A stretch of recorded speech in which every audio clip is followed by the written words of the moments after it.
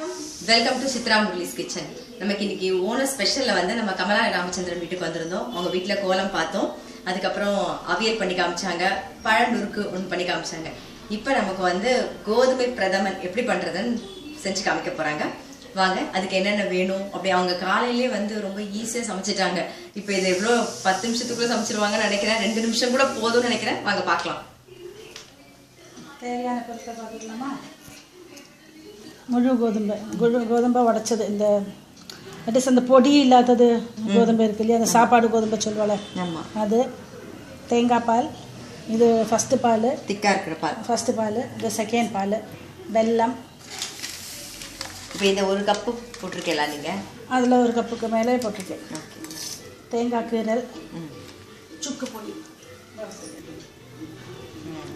சுக்கு பொடி, கோதுமையை வேக வச்சு முடிஞ்சால் 3வது பால் எடுத்து வேக வச்சு வைக்கலாம். அப்படி இல்லைனாக்கா கொஞ்சோண்டு பாலும் தண்ணியுமா மிக்ஸ் பண்ணி கோதுமை தேங்காய் பாலில் தான் வேக வைக்கணுமா? அப்போ முடிஞ்சா அது மாதிரி பண்ணலாம். இல்லாட்டா வெறும் சாதா பாலும் கோதுமையுமா வேக வச்சு இப்படி எடுக்கணும். வெந்தாயாச்சுன்னா இந்த கன்சிஸ்டன்சியில் இருக்கும். இப்போ இது வந்து எப்படி பண்ணுறதுன்னு பார்க்கலாம். இந்த பாத்திரத்துக்கு எவ்வளோ தேவையானதோ. இது ஃபுல்லாக பண்ணலை, வேணும்னா பண்ணலாம். ஆமாம், இப்போ வந்து வெள்ளத்தை இதில் சேர்த்துலாம். வெள்ளத்தை வந்து கரையை வச்சு நம்ம வடிகட்டி விட்டுருப்போம். நல்லா அவ்வளோதான்.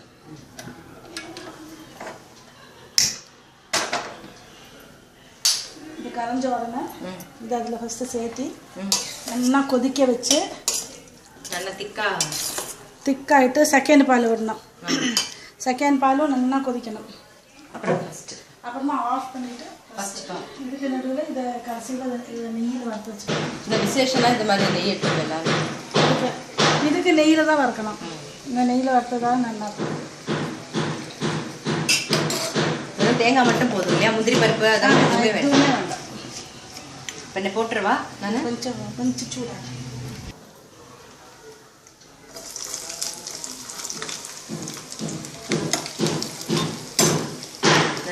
கோல்டன் ப்ரௌனில் வர அளவுக்கு பொரிச்சுக்க போகிறோம். ஆமாம்,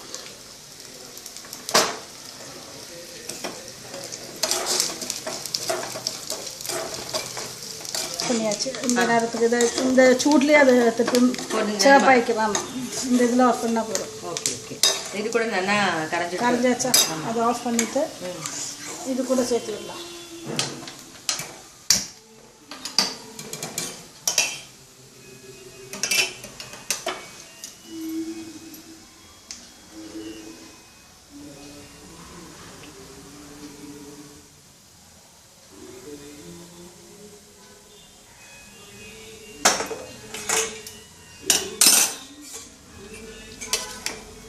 செகண்ட் பால் விடுறோம்.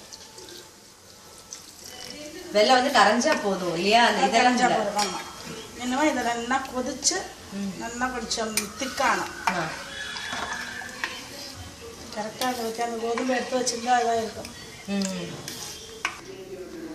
சாப்பாட்டு கோதுமை ரவை வந்து 1 கப்பு, அது 1 கப் எடுத்துக்கிட்டிங்கன்னா 2 கப்பு வந்து வெல்லம் எடுத்துக்கோங்க.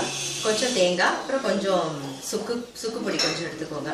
ஃபஸ்ட்டு என்ன பண்ணுங்க, இந்த கோதுமை ரவையை வந்து நல்லா வேக வச்சுக்கணும். அது வந்து பாலும் தண்ணியுமா, நம்ம ஆவின் பால் இருந்தால் கூட பரவாயில்ல, தண்ணியும் பாலும் மிக்ஸ் பண்ணி வேக வச்சுக்கலாம். அப்படி இல்லைன்னா நீங்கள் தேங்காய் பால்லையும் கொஞ்சம் விட்டு வேக வச்சுக்கலாம்.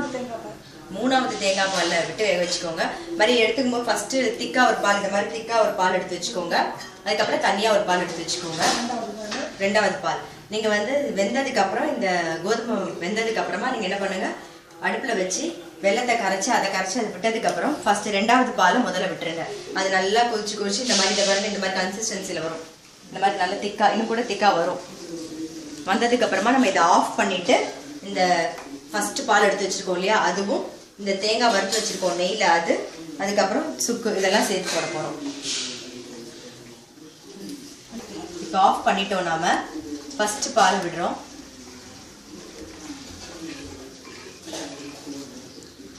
கொஞ்சம் கொஞ்சமாக விட்டு கலக்கணும் இல்லையா? ஆமாம், இந்த ஆக்சுவலி இந்த கலர் பார்த்துக்கோ, கரெக்டாக ஆயிடுச்சு. இந்த கலர். ஆமாம், பால் கொஞ்சம் ஜாஸ்தி வேணா விட்டுக்கலாம்.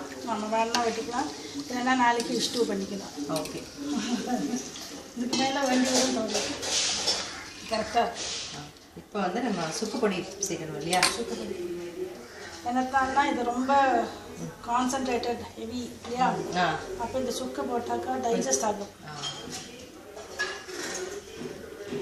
வாசனையும் மிச்சம். அப்புறமா அந்த நெய்யில் வறுத்து வச்சுருக்கோம்.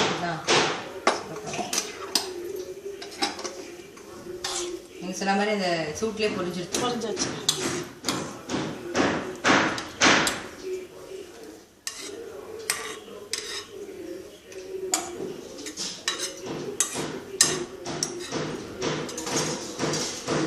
ஃபுல்லாக நெய் வாங்கினா விடலாம், கொஞ்சம் கம்மியாக விடலாம். இப்போ டயட் கான்சியஸாக இருக்கவங்க வெறும் வறுத்துட்டு விட்டுருங்க. ஆமாம், இல்லையா? நெய் விட வேண்டாம், வாசனைக்கு ஒரு ஸ்பூன்.